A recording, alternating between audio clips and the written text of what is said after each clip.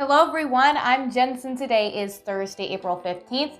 And from a visit from Governor Mike DeWine to body cameras for Toledo Police, I have all the stories you need to know to get in the loop today. But first, as always, let's get a check on our weather.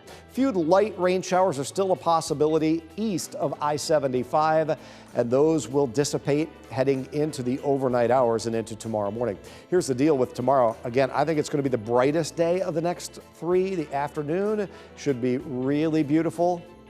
Mostly sunny to partly sunny, a little bit of a breeze, but temperatures up to near 60, 10 degrees warmer than today.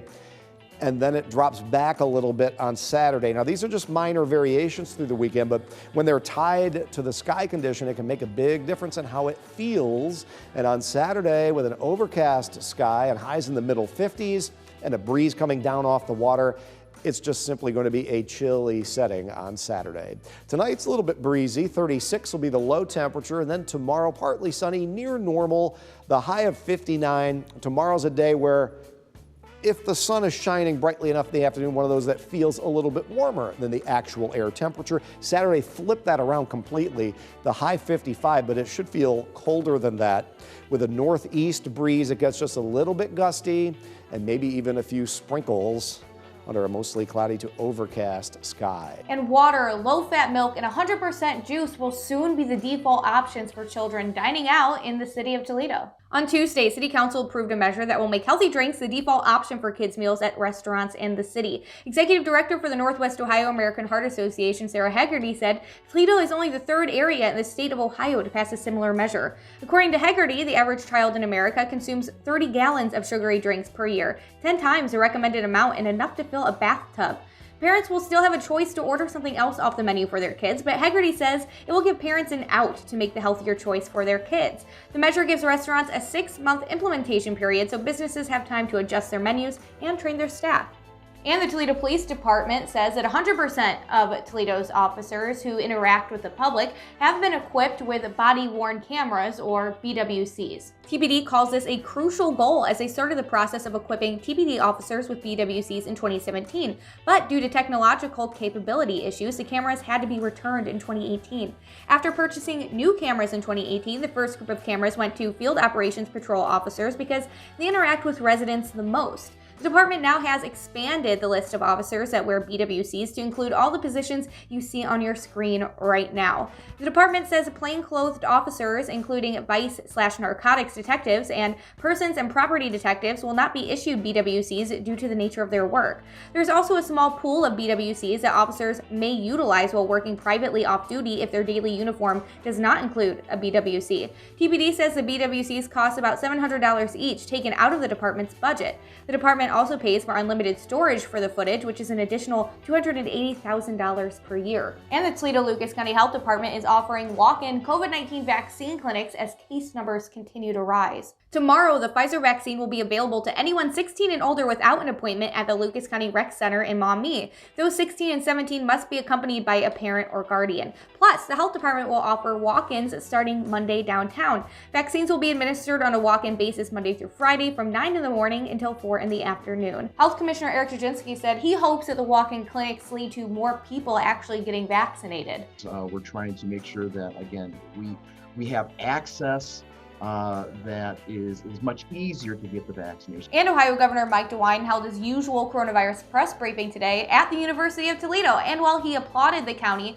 for its response plan, unfortunately, his visit came with some disappointing news. Lucas County was actually at the top of the state's list today with the most cases per 100,000 people out of all 88 counties, coming in at 341 over the last 2 weeks. But Lucas wasn't alone. In fact, most of the top 11 counties were along the northern border, which Governor Mike DeWine seems to believe is likely at least partly due to the surge in Michigan right now. Currently, the positivity rate for our neighbors to the north is 3 times the national average. Plus, Ohio's northern region is seeing an increase in variant activity, Lucas County included. According to Jaginski, the county has confirmed 11 cases of the variant first found in the United Kingdom and 2 of the variant first discovered in California. Currently, just over 1/3 of the state's population has received at least 1 dose of the coronavirus vaccine. But we have hope, and the hope is the vaccine. And it's a very, very effective vaccine. It works. We just got to keep punching away at this. And even though 36% of Ohioans have rolled up their sleeves, Ohio's statewide incidence rate has now reached 200 cases per 100,000 people, and that's compared to 144 a month ago.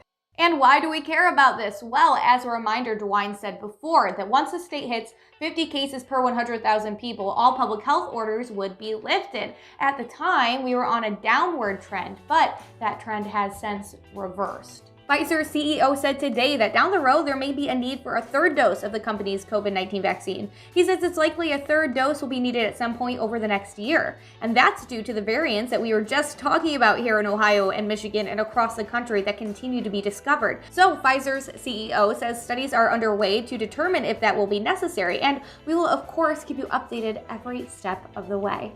And today, House Speaker Nancy Pelosi said she has no plans to bring a bill expanding the Supreme Court to the House floor for vote. During a press briefing, Pelosi said that she instead supports President Joe Biden's commission to study Supreme Court issues, including whether to add more seats. But today, several congressional Democrats introduced legislation that would increase the U.S. Supreme Court from 9 to 13 justices.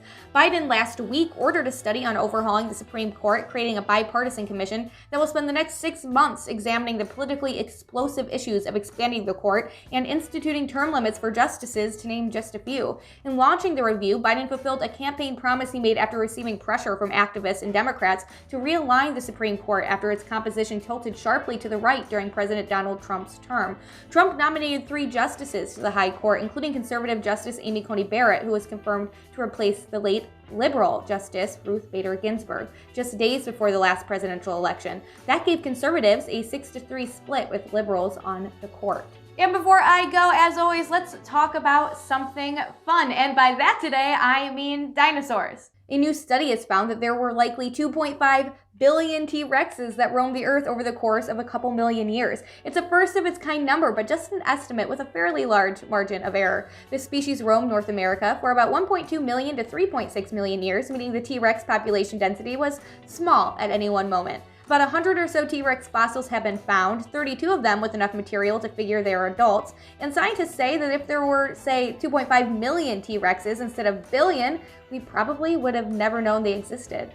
And how sad would that be? I don't care how old you are, who doesn't love a good dino fact? But that's all I have for you today. If you like this video, hit that like button and of course subscribe to our YouTube channel. I'm Jensen, and now you're in the loop.